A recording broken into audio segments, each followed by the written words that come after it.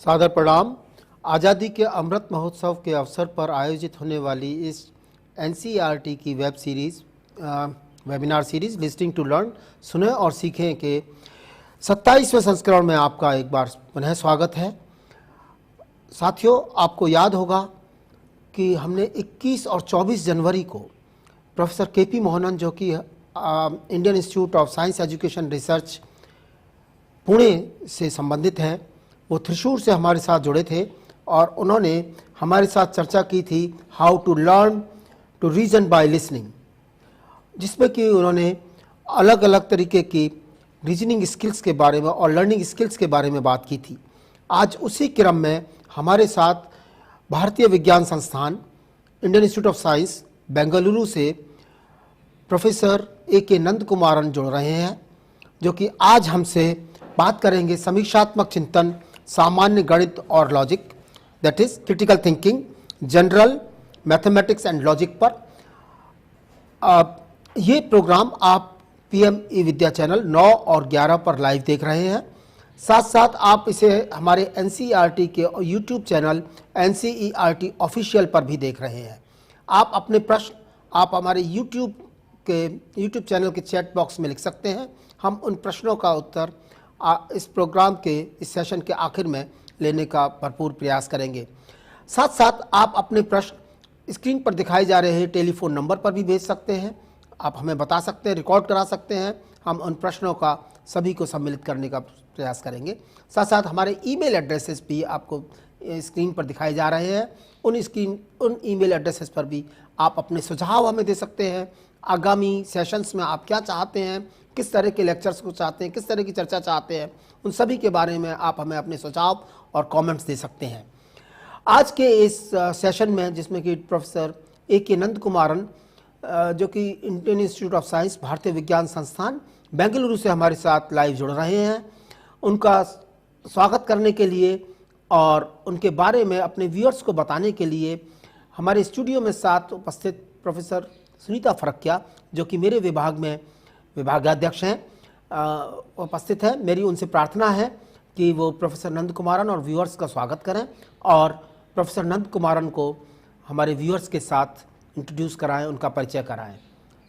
Professor फरकिया, thank you Gagan ji. Good morning and warm welcome. Today we have with us professor A K. Nand Kumaran from Indian Institute of Science. Friends, I am feeling honored to introduce Professor A.K. Nand Kumaran from Indian Institute of Science. Professor Nand Kumaran, who is Fellow of National Academy of Sciences India, is presently in the Indian Institute of Science Bengaluru as Professor of Mathematics. He is a Master's Gold Medalist from Calicut University, Kerala, and completed his PhD program from Tata Institute of Fundamental Research and Indian Institute of Science.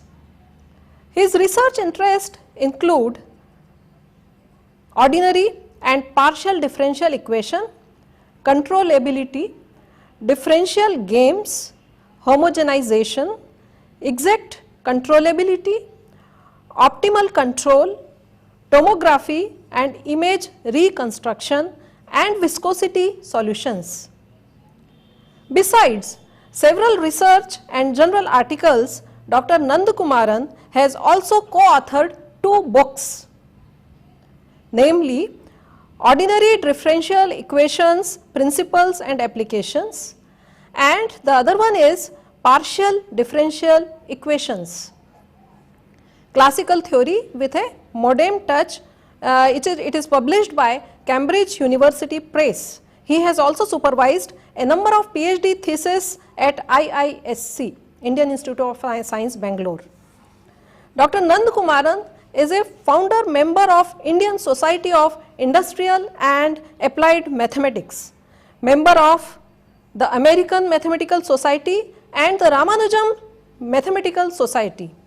He is also a member of editorial boards of Journal of Korea Society of Mathematical Education Series B, the Pune and Applied Mathematics, the Pure and Applied Mathematics and the Journal of Non-Linear Studies.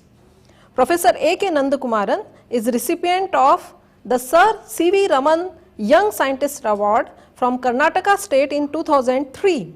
He was also a regional coordinator of the Karnataka Mathematical Olympiad during the period 1998 to 2008, and currently he is the convener of Kishore Vaigyanik Protsahan Yojana, popularly known as KVPY, one of the most prestigious national fellowship program and of the Department of Science and Technology, Government of India. So we are fortunate enough to have you, sir, with us. Indeed, the audience will get the benefit of your long experience through this talk on critical thinking, general mathematics and logic. Welcome once again, sir, and now it's all yours, sir. Thank you. So, Professor Nandakumaran, we will definitely be listening to you again and again on the issues related with the KVPY program as well. Viewers, Dr. Nandakumaran will come back to this forum again after this talk, and today's session will start from the critical thinking and will make us to understand the critical thinking and logical reasoning and the interconnections between these two. The house is open for you, sir. Thank you very much. Shall I start? Please. Yeah, thank you very much. Good morning to all of you, and thank you Dr. Gagan Gupta and Dr. Sunita for this invitation. And let me begin. I think I have around 50-55 minutes to talk. Maybe this is a slightly longer talk, but then some of the material I will give it to the. I want to discuss today about critical thinking, general mathematics and logic. I'm not a professional teacher or a critical thinker, but rather a professional mathematician who use critical thinking in my research, teaching and regularly. So the talk is based on my usage of critical thinking in my study, in my research, and also in my lectures about mathematics. So it may be little bit biased towards mathematics. So I want to talk basically the first half of the talk will be some introduction and remarks and the critical thinking in general, and then in the second part I will discuss about mathematics and logical reasoning. So as you know, let me start with a comment or a quote, but it's called knowledge is communicable, but wisdom is not. If I know something, it's possible for me to communicate, but then how I do certain things. So for example, when you add two numbers, I know how to tell you how I'm adding, but quite often it's difficult to what is happening in your mind. So so I'm not sure how much I can communicate to you about critical thinking gained through my experience, but I will try my best. One cannot buy or sell experience. This is the point. You have to understand. It has to be gained by yourself by working towards an aim. So there are three separate terminologies where all of us, students, teachers, parents, get confused. One is about information or data. The second one is knowledge, and the third one is wisdom. In early days, before this information technology, to gain an information or a data, you have to go through the library, or you may have to interact with the people. You may have to go to a city to understand that city. And this process of collecting information, knowledge is also gained. But in the modern era, it's quite easy to collect information or data, but then translating that information to knowledge, you have to understand that information, you have to work towards it. And then the third part is the wisdom. How do you, knowledge is converted, a clever use of knowledge in applications and other aspects. And that is where mainly your critical thinking comes into play. So you will see some of the, so importantly, what I want to suggest to teachers and students, when you have an information, when you collect and store it in your computer, that's definitely is not knowledge. Knowledge has to be gained by understanding the information or data you have collected. So my lectures are actually divided into 3 components, but I will be talking only 2 parts of it. I will tell you why I cannot do it in the 3rd part. The first part, in the first half of the talk, I will give you general remarks and few important points about critical thinking. That is for everyone. And the second part is critical thinking from examples, understand the need of critical thinking in research. Especially, I will be giving examples to make you understand this critical thinking, like logic paradoxes and probably simple problems. I'm not sure I will be able to reach that level. The third is but one needs to develop critical thinking according to the subject of interest, including in daily life. But the third part is what is missing in our online lectures, interactions, question answer sessions with the participants. The most important part of critical thinking. See, quite often we do come with some preparation for the thing, but we don't plan the entire 1 hour program. We will adjust our lectures, we will change our style of lecture according to the questions asked by the participants, their reactions and the interactions with the participants, and asking relevant questions. How do you ask questions and interacts? That's out of the box thinking, a trademark of critical thinking. Unfortunately, the missing component in critical thinking in our education. This is missing, if at all I know, it is missing throughout our education, whether it's in school education, college education, everywhere. The missing component is this interaction with the participants, students, kids. Even in parenting, we are missing this. Need to impart CT effectively in our education and in parenting. This is all the more lost due to these online lectures. So the online lectures is not a replacement for your offline lectures. It should be complementary. So it's important to have the interaction with the participants, and for that offline lectures are important. So after this disease is spreading for the last 2 years, it is not that this online lectures is going to be the daily routine. It can be complementary, but not a replacement. So critical thinking has to begin from home itself. Parents should encourage children to ask questions, relevant questions, debate issues, and you have to do it at home. At home, during lunch or dinner. Again, this is missing. Parents have no time to interact with the kids, and that's where our problem actually starts at home.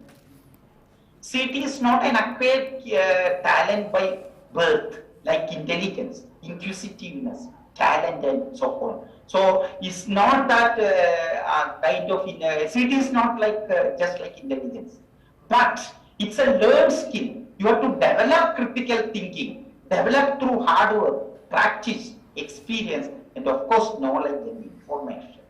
Okay. Indeed, intelligence, inquisitiveness, talent, etc. will help you to acquire CT much faster, and merely having that you are an intelligent student, very inquisitive student, you have talent for that, does not say that the person has critical thinking about the topic or a subject. You have to use this. This will be beneficial to develop critical thinking. Okay, so to put it in simple terms, I want to compare with the following analogy. It's easy to understand when you have a complicated issue. It's always better to compare with the analogies which are easy. A person having the ability to hear does not actively listen what is heard. Many people will listen what you talk. For example, you are all listening to me now, but you hearing what I am talking, but you are actively listening what I am talking. So exactly similarly, those who have the ability to know do not always critically think to assess the knowledge and put to use in application. So the knowing is one thing, that is the ability to hear, but you listen. So the hearing and listening are two important things, and that's where your critical thinking comes into play.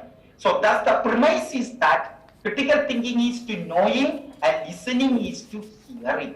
Hence, critical thinking is a learned skill that must be developed, and this development will be faster if the person has other skills or abilities. But the point is that one needs to work towards critical thinking.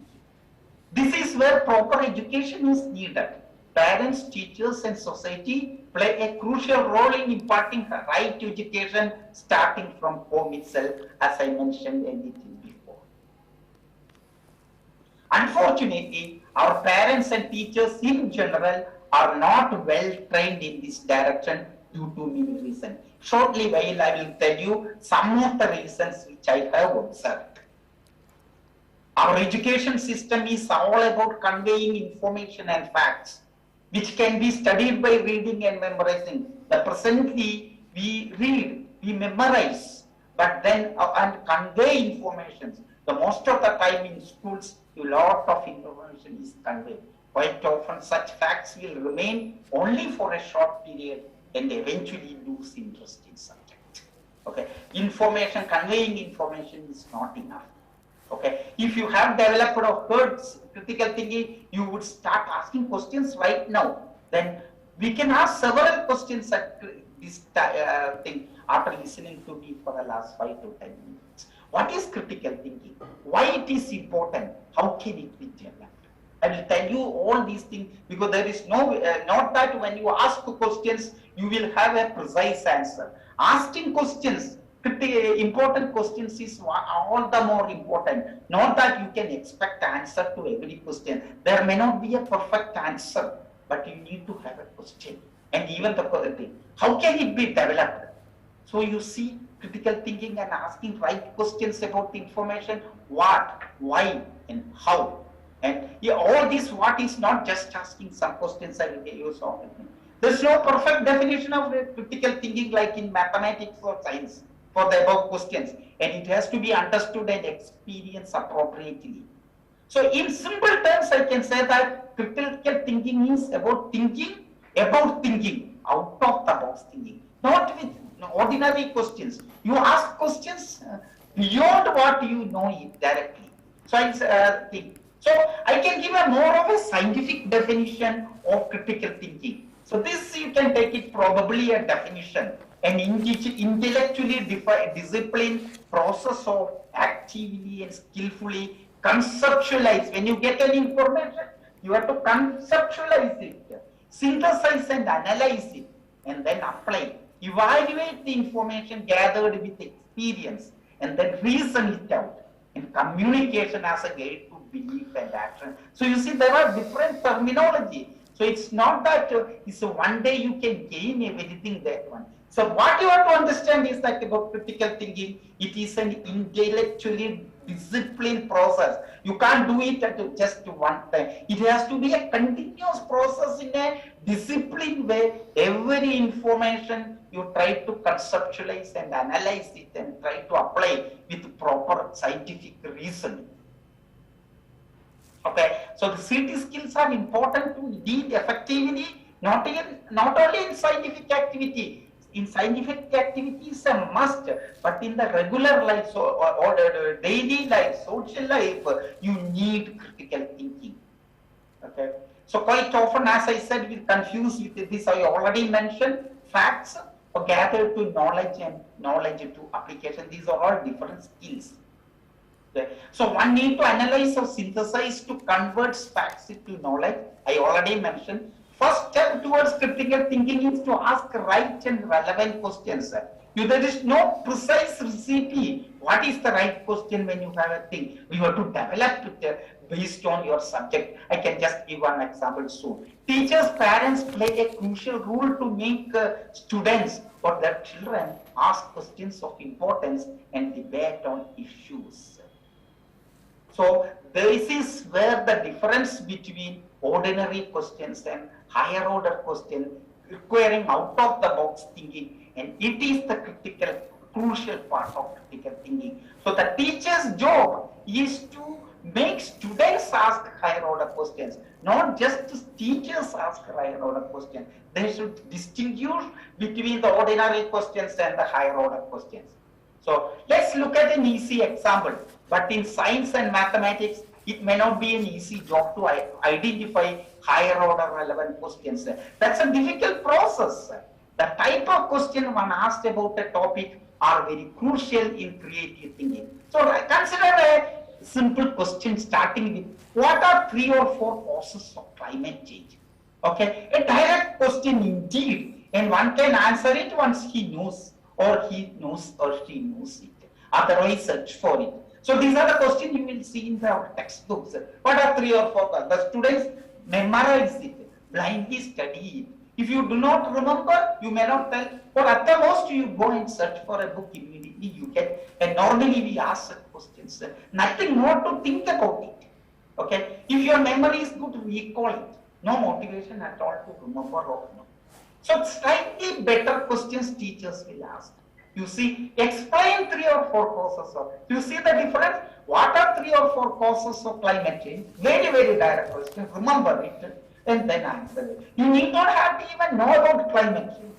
So you can study the cause and blindly remember it. But the second question, explain 3 or 4 causes of climate change.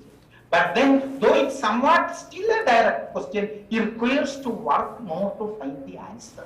Or he or she needs to understand it. What is climate change? How climate change happens? So if you want to explain the process, you need to understand climate change. You also need to know why climate change happens. It's a better question. So you have to find ordinary questions, better questions, more critical questions. Okay, if available in the literature, these are also maybe available in the book.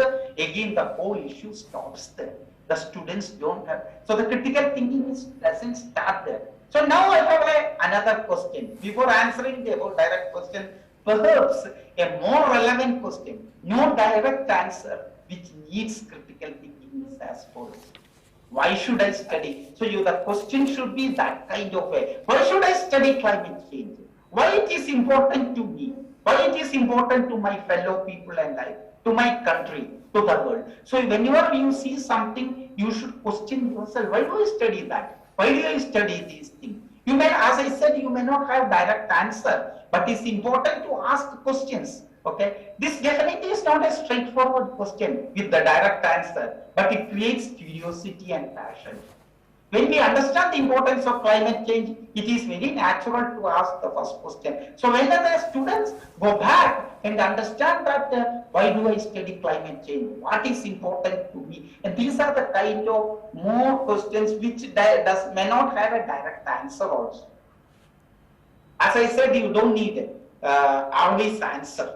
Okay, so a lot of students fail to find relevant questions. Teachers should motivate them to ask such questions rather than answers to direct questions. So asking relevant questions are more important than finding answers to direct questions. Direct questions should be product of the indirect questions, relevant questions. Our parents and teachers struggle to engage students in critical thinking activities. Students seldom use these skills to solve complex and real-world problems. There are, as I said, there are many reasons why it is. This is where our education is, politicians and everyone should come into play. Our education system, where the education system has to have a change. One of the things is the lack of training with the teachers. The reason is that teachers also go through the similar education. They will also study the similar books, and then they complete their masters and then come out a year and then come back as a teacher. So they never get good training, and this is the educationist's job, the job of the government to impart right education thing. The second and most crucial thing is the current trend of standardized curricula, giving no time for critical thinking. This is what it is becoming more and more serious in our present day society. The students need and the teachers need a very prescribed syllabus, and then the question should be only from that syllabus. And if there is a question outside the syllabus, there will be an issue. And this has to be changed if you want to have the critical thinking. How do you do it? As far as I know, there are no general easy solution, and it's becoming more and more serious of standardizing curricula. And can you imagine certain subjects like mathematics, probably you can score 100 marks, but it is surprising even to me now, how do you get 100 marks in science subject, other social science subject, whether you have a different way of answering the same way. Same in mathematics, maybe it's a single way of answering. But when you have a question about social issues, there may be different way of interpreting. So nobody can really score 100 out of 100. Or languages, you can't score it. But you see in the modern day, in all schools are proud of that our students are scoring 100 out of 100 marks.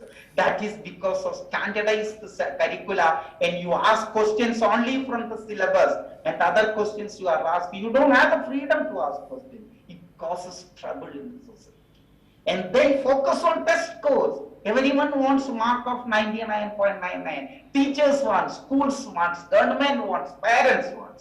Then where do you change it? Where is the option to change it? At some point of time, you have to change this focus. It was not the case, but the last 20-25 years, everything is focused on test scores.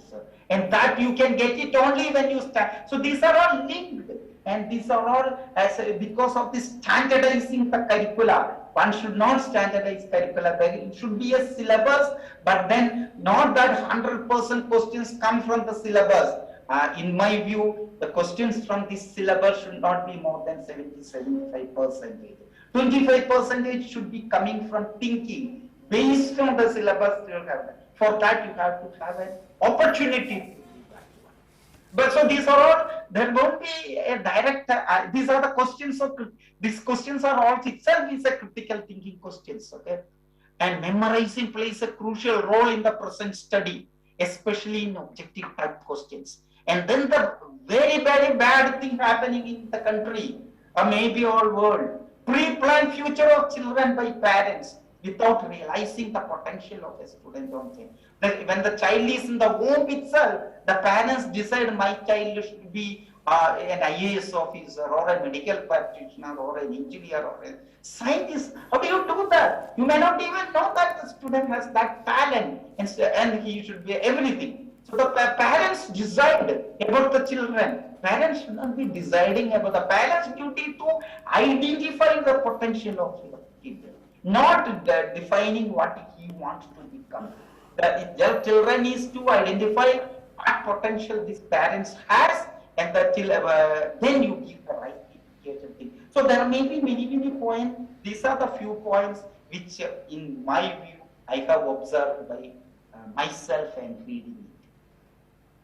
So the emphasis on teaching to test kids based on routine question papers distract the learning process, let me tell you. Okay, the life of a teacher should be a struggle to make students how to think instead of teaching them what to think. You should not be telling the parents, teachers should not tell what to think. You should tell them how to think, and then let the children think.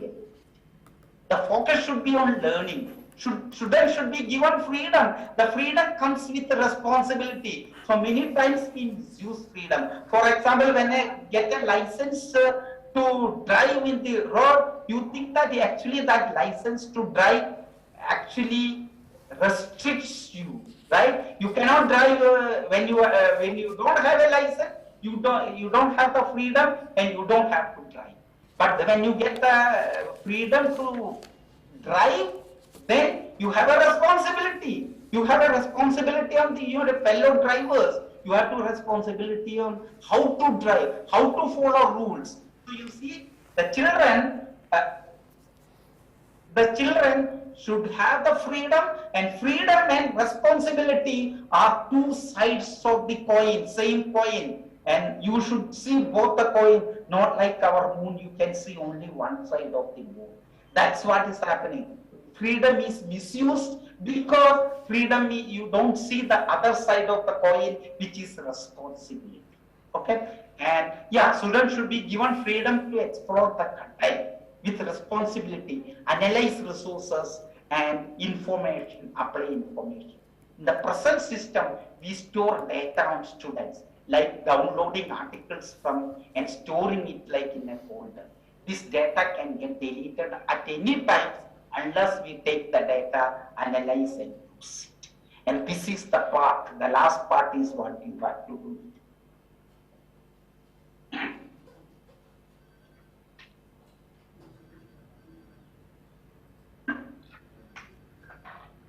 When we hear a fact, it is important to ask questions to themselves which require thinking beyond the test and memorizing.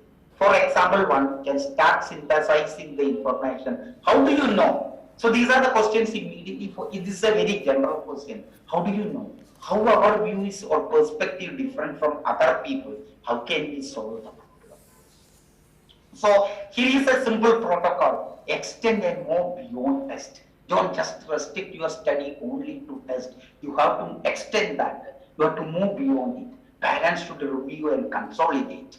And teachers should integrate higher order questions. This is the kind of process you have to follow it. And you have the lifelong eagerness to test your assumptions. So the traditional teaching is based on contents as mentioned in the curricula. The methods use too many facts.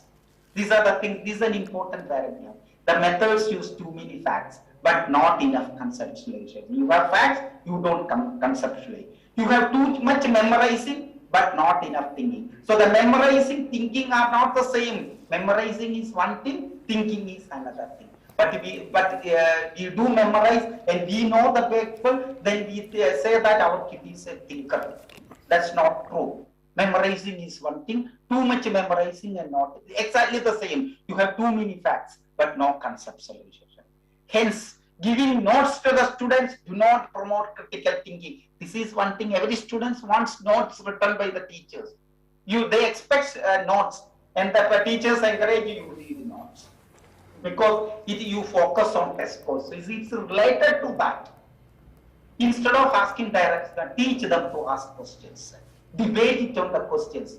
Do not fear the question or answer is right or wrong. This is the important thing you should communicate to your student.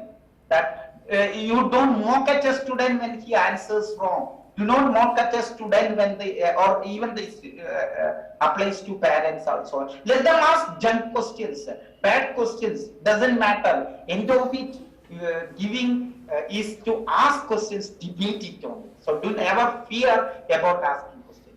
In fact, most of the time, there may not be a perfect question or perfect answer, even if the question is perfect. Need not have to be perfect, but asking questions. So it is to start thinking process beyond the mere fact or information we have, creating curiosity in the subject. Fear of asking questions wrong or right hampers the study. It's important to include critical thinking in our curricula, either as a separate topic or give a set of lectures at the beginning of the course. This is what we are missing it.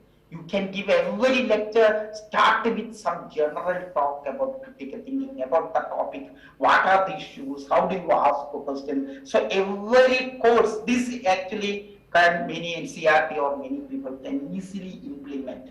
For every subject, there will be allotted couple of hours or 3 or 4 hours in a course, starting about general, about the critical thinking, about the course. What are the type of questions we are seeking? Before teaching itself, you say, what are the things we are expecting from the course? That's not happening in most of the courses. When the course starts, just teachers goes and start teaching from chapter 1. You have to give an overall idea about that one. First, train the teachers to impart CT in students. So now I will come to the second part of the talk, that mathematics and logical reasoning. Okay? Logical reasoning is something bigger, and CT is only one aspect in the logical reasoning. There is inductive reasoning, deductive reasoning, there is intuition, critical thinking, So there are so many issues related to logical reasoning, but I'm not going to touch all that one. There is a subject, it's a logic which you can study. The mathematicians generally study at least a take of course and logic, but then logical reasoning is something more. What I'm going to give you in this now, that's next set of second part is various examples how you do that one. Okay, so but the main ingredient in the study of mathematics, whether it is at the elementary level or higher education, is logical reasoning. Okay, unlike CT, critical thinking, which is a learned skill, logical reasoning to some extent, not fully, is part of the person that naturally comes from birth, like many other talents. You may have some talents, more talent for the music, okay, art, etc. Just like mathematics also, this logical reasoning comes with you a little bit. But that doesn't mean that, yeah, this is one of the reasons why many students feel hard to study science in general and mathematics. It's maybe true with any other art. If you do not know how to draw a picture, you can't draw it. It comes a little bit naturally. But then, in any case, logical reasoning has to be developed further by experience, information and knowledge, and critical thinking is an essential part of the development of logical reasoning. Okay. Logical reasoning is not based on beliefs or beliefs. It is based on scientific laws and interpretation with appropriate logic. Okay. This is true in every science subjects, but more so in mathematics. Understanding logic and making correct conclusions based on reasoning is paramount in mathematics, a pure form of science. Though everyone believes that mathematics proves everything, but the fact is that this is not the case. Strictly speaking, in mathematics, we deduce results based on the assumptions given together with the logical arguments developed with the existing results. So the mathematics is a reduction of results given an information. How do you deduce result logically and correctly? So I will start with an example. Okay, so let me ask how you make it. So okay, I don't know. If the cloud is, so let me make a statement. If the cloud is there in the morning, it will rain in the afternoon. It's fine. One immediate deduction is that if you observe a cloud in the morning, you may immediately say that, oh, today it will rain. This statement says that one. But for a layman thinks something what is not given in the statement. That is what is not allowed in mathematics. A layman or a common man, the moment he won't see any cloud in the morning, he will also immediately predict that it will not rain in the afternoon. Okay, and that's a wrong statement. So the mathematics, this kind of statements will come in a very complicated way, and if you make predictions, and it will lead to very spurious and bad conclusions. So this statement does not tell you if there is no cloud, there is no rain. So this is extremely crucial. This kind of understanding the logic is more crucial. Why I am telling you that I made a very simple statement so you will understand. But mathematics, such statements are common. There will be plenty of statements, and if you don't deduce it correctly, just given in the information is part of it. It does not say that if there is no cloud, there is no rain. It can still rain. That's not mentioned that. So you should not conclude something which is not given in the statement. Let me give you a second example. Here there are two statements. All pens are chairs. The second statement is all chairs are black. As soon as a common man, an ordinary person who is not doing anything, they said all pens are chairs. What will a layman will do? Normal person. Oh, this is a stupid statement, absurd statement. I don't care about absurd statement. So I don't think at all. The second statement, all chairs are black. It is believable or not. Sometimes it may be. But then a common man will try to add something. Oh, maybe all chairs in my room are black. So it's a correct statement. That's not a mathematics tells you. So you have two statements. And mathematics, the logic is that, first logic is that, assuming the truthiness of these two statements, what can you conclude? As I said, mathematics, you will have a very complicated expressions. When I say statement, statement may need not be an English statement. It may be a mathematical expression. So you will have one mathematical statement, another mathematical statement, or plenty of mathematical statement. What you can conclude about it, assuming the truth. This is what I said is a deductive argument. Assuming the truthiness of these two statements, what can you conclude? You say a conclusion is that all pens are black. Because all pens are chairs, and all chairs are black, and hence all pens are black. This is the way you have to logic, you have to apply to prove it. So let's see some examples from mathematics difficult. Now we will go to slightly bigger statement, maybe a bit difficult for non-mathematics or science students to understand, but we do not use hard mathematics in any of our examples. So let's look at, all of you know how to add 1 plus 2 equal to 3. You add it. But suppose you have a statement 1 plus 2 plus 3 equal to 6. Everyone accepts it. How do you add? You add 1 and 2, you get 3. And 3 and 3, you add it, you get 6. But that's not the way we always do that. I can add, I can add 1 and 3, I get 4, then I add 2, I will get 6. I can add 2 and 3 first, and then add 1, you get 6. A common man, normal man is satisfied. But a clever student, why do you do that? In the second term, actually there is a serious issue, which is normally ignored. This is where your critical thinking starts. A good student will start asking, yes, 3 numbers I can do the verification. Suppose I given 4 numbers. If I add in different style, do I get the same number? That's a question to be asked. If I get 10 numbers I am adding, can I do this process? If I given, yes, then you again you do it empirically in the sense that you verify all the cases.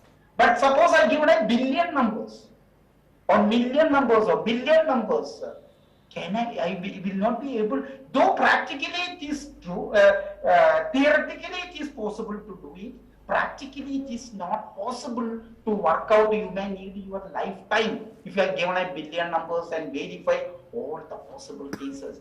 But then the student should start asking questions now. That's where your mathematics comes into play.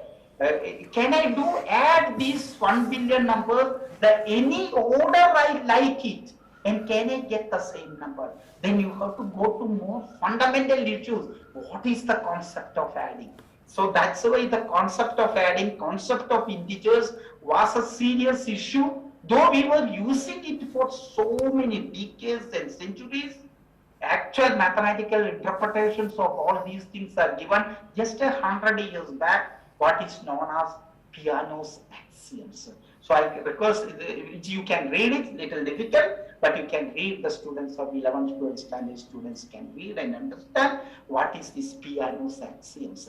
And later you will also study to lead to, so that leads to interpret mathematically in an abstract way, because I cannot do an answer by verification.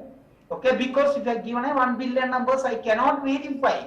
So I need to have the laws. I have to create axioms. I have to create some rules in mathematics. And these rules you study later in colleges. But you don't compare with the examples quite often.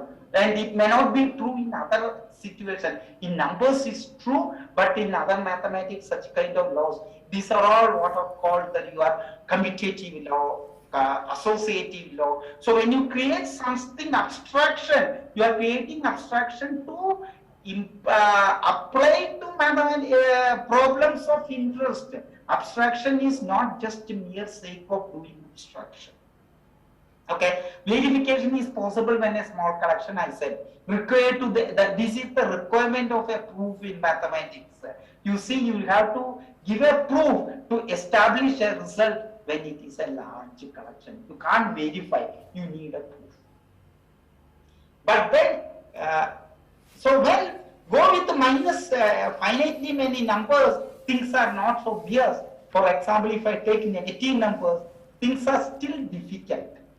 So you see 1 plus minus 2 you want to add. Some people write 1 minus 2. Some people write, does it lead to everything? So you may think that it is due to the minus. Then yes, negative numbers creates a trouble, but then it is not with the negative numbers.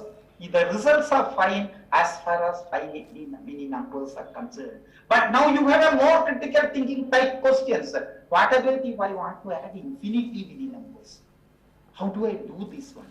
Okay, this I already told. Even this kind of things requires proper abstraction and understanding of adding numbers.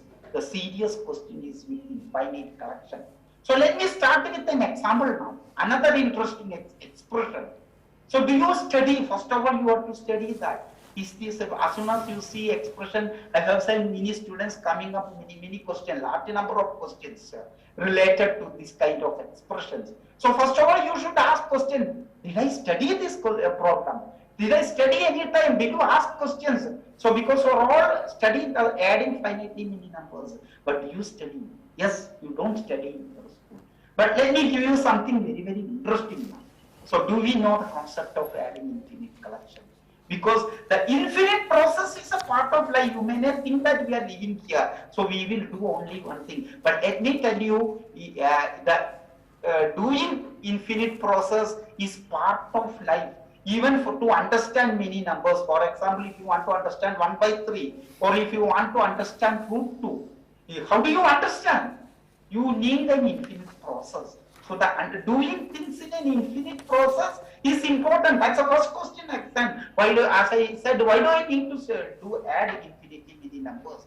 But then adding infinitely many numbers has practical applications, and it's a process. And most of our numbers, not the integer number, but if you have 1 by 3, 1 by root 2, all fractional numbers and many things, you need to understand this infinite process. So that it's important to do that one. As I said, the concept of infinity was big taboo for Greek mathematicians. They were not comfortable with the word infinity, and this is actually a problem for students to understand even today. So let me give an answer to explain. I will group this 1 minus 1 plus 1 minus 1 plus etc. So you see, even though you do not know how to add numbers, I given a trick and you may be happy and you may satisfy. I do this grouping 1 minus 1, 1 minus 1 etc. which gives you 0 plus 0 plus, I got an answer 0. So everyone will be, I got the answer. The answer to my question is 0.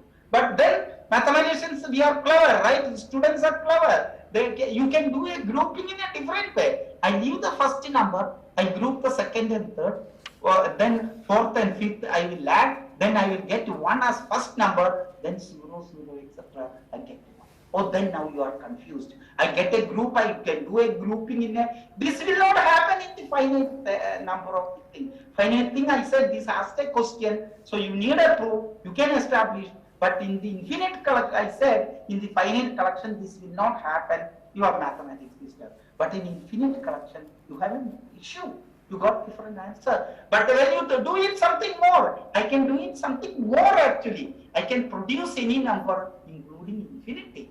To this, let's take the term. First term, I call it A1. Second term, minus 1. Third term again 1. So all my A1, A3, A5 are the first, third, fourth, fifth terms, and second, fourth, etc. minus thing. And now I do a ordering in a different way. I group it in a different way. First I will take 2 positive terms. So I will take A1 positive, A3 positive, but A2 negative. So I will group it in three numbers. First, second, first 2 positive terms and then a negative term. And then I will again take 2 positive terms and a negative term. So I will group it 3, etc. like that. First you order it. First you change the thing and then order. Group it. First you change the order, then group it. Then I get 2 minus 1, 2 minus 1, etc. Because A1 is 1, A3 is 1, 2 minus 1, I get 1. So you get 1, so I get infinity. Now it's a nice problem for the student. You can group it the way you like it and produce any number you like it. Please do that. So what is wrong? This is the question you have to. We need a new understanding, development of new mathematics, and new thinking. All this new thinking came because you started asking questions, relevant questions regarding the infinity. We probably may conclude that it is due to negative numbers. Indeed, some issues are due to negative numbers, but the main cause is the infinite collection. So what are the trouble? Now you think of trouble. There are negative numbers coming, there are positive numbers coming. Okay, positive number, but the trouble is also due to infinite collection. Now I want to consider a series. This series you consider 1 by 2, 1 by 2 square, 1, infinite collection. What do I do? I cannot do add two numbers, right, and then go to that, because then it's in infinite collection, it never stops. If it is a finite collection, you can stop it. But if it is an infinite collection, never stop it. So that kind of methods don't work. The trivial method you have done in finite collection, add 2, then add the third one, then add the fourth one, don't work, because there are infinitely many numbers and the process never stops. You have to find tricks then. You have to find methods. So S1 is actually, even though it's an infinite collection, S1 equal to 1. This I can give by proof by geometry. So I will just explain to you. You take a unit square, how to get S1 equal to 1 and then work out. You take a unit square with the side 1. So the area is 1. Divide that unit square into two parts. You get one half and the second half, and then first half is half and the second half is another half. You divide that into two halves. Then you get 1 by 2 square. So half 1 by 2 square. Again divide the 1 by 2 square into two halves. So 1 by 2, like that you go on producing it. You can see that you exhaust the region and then you get 1. But then, let me tell you, consider a similar looking expression. 1 by 2 plus 1 by 3, 1 by 4. No easy way to know or connect to geometry. This is something different. For a student, you look like these are similar, right? This is also a decreasing, each term is reducing. Here also each term is reducing, but there is no way to geometry. But I can give you now a proof which actually S2 equal to infinity. So here is a connection of infinite numbers which produces 1, but here is an infinite collection which produces infinity by suitable grouping. Doctor, so, you are having 5 more minutes, please. Yeah, so what I will do is that I have quite a bit of numbers. Yeah, I will 5 minutes, I will stop it at some point. Please. Yeah, sure. So you see, I want to show that S2 equal to infinity. So what do? I do a grouping. I don't know this grouping is correct or not. These are all mathematics thinking you require. I'll take the first number and then I will take the next 2 numbers, then 4 numbers, then 8 numbers, like that. But you will see half is half. Each of these term 1 by 3 and 1 by 4 both are bigger than 1 by 4. So 1 by 3 plus 1 by 4 is bigger than 1 by 4 plus 1 by 4. Now look at 4 numbers. 1 by 5 plus 1 by 6, 1 by 7, 1. Each of them is bigger than 1 by 8. So I can 1 by 8 like that. If I do this grouping, the first one is half, second one is half, third one is also there are 4 1 by 8. So it will be half. Then half plus half, etc. adds to infinity. So you see your S2 is, because I am replacing by smaller numbers, has to be infinity. Of course, these are all need some mathematical proofs, but I am giving you. What I want to show you is that when you have an infinite collection, things are not that easy and your direct methods don't work. Okay. So that is what about the logic. There is another important issue what are called mathematics and logic, but I may need at least 10 minutes, but that may be difficult, right? So in that case, probably this is another issue which I want to discuss today is about paradoxes. It's an important another aspect of mathematical logic where the innocent looking statements can be self-contradictory. I'll just finish 2 pages and more examples I will leave it the students. Please. To demonstrate, we give few easy examples, but quite often mathematics is not easy to realize self-contradictions. Such self-contradicting statements are known as paradoxes. Okay. So paradoxes can appear either due to the very nature of the expression, or it can also be due to the lack of understanding of the mathematics at that time. So these 2 examples quickly in a couple of minutes I will tell. But so there are paradoxes can come. The statement can be very nature of the statement. I want to give examples on both cases.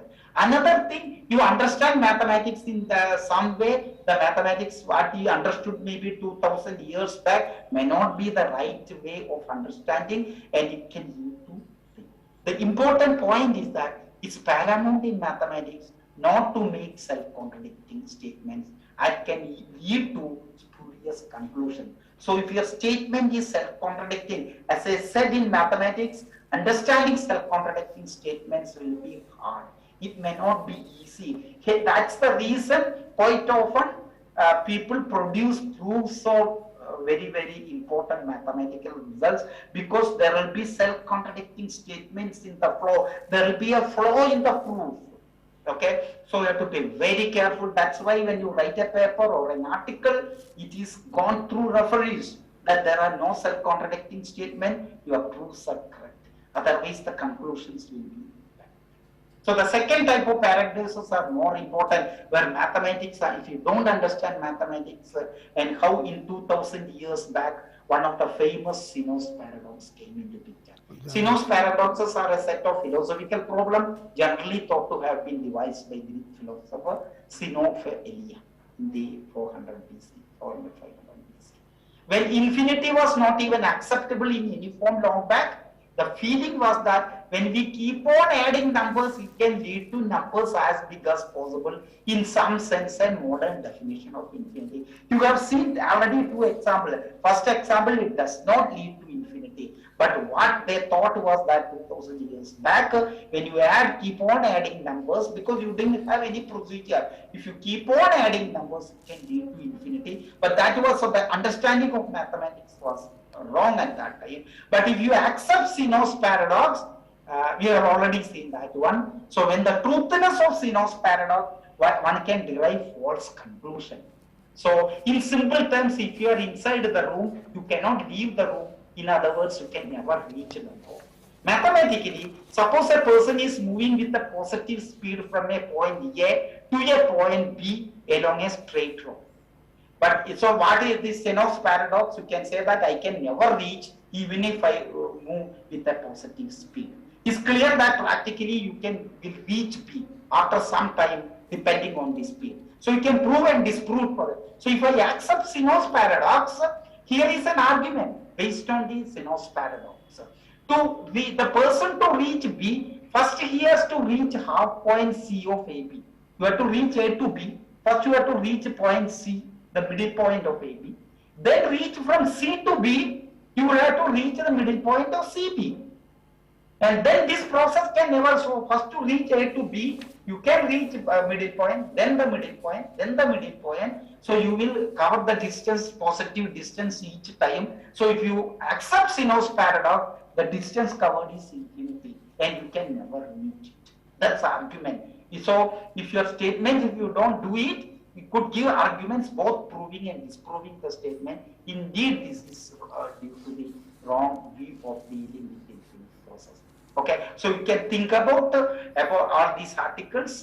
So this type of out-of-the-box thinking and trying to find an answer is what makes science and mathematics beautiful, entertaining, and useful in providing useful conclusions. We will not elaborate, but let me start. I give another example, and you can explore this example. All Indians say all Indians are lawyers.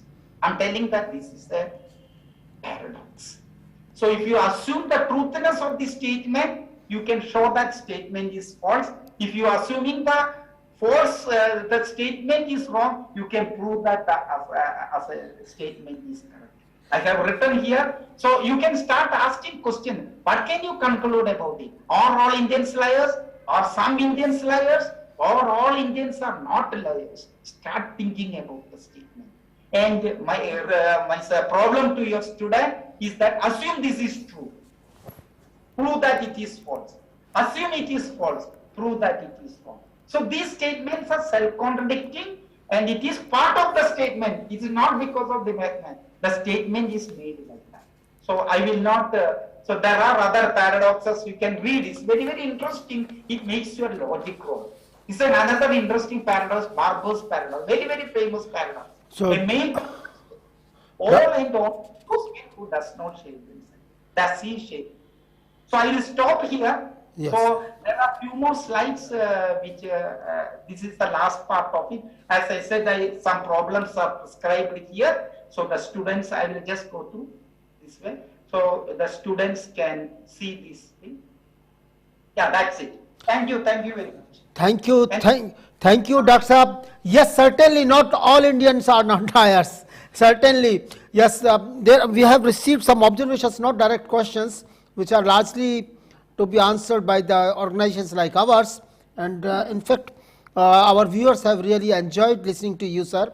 Many points you have discussed about it, which are in the line to do, yes, syllabi, curriculum, openness, and then freedom, what kind of freedom and autonomy should be given to children, and the focus on learning outcomes, not on the text, uniform syllabus, etc. The points which you have made us to remind while planning a roadmap for implementing the policy recommendations of this national education policy. Yes, your talk today has come at the right time for making us to remind all those things. We are sure that we will be able to do something good in consultation with all stakeholders in the country and outside. One great thing you made very clear today is to understand the nature of infinity and the point that mathematics proves, and at the same time I am a student of physics, and then we say that in science we merely verifies the laws, we do not prove anything, because all scientific laws are empirical in nature. This we have been speaking, and your illustrations have made it very clear today in that context that the mathematical rules are in the light of some certain assumptions and corollaries, etc. Thank you very much once again, Dr. Nandakumaran.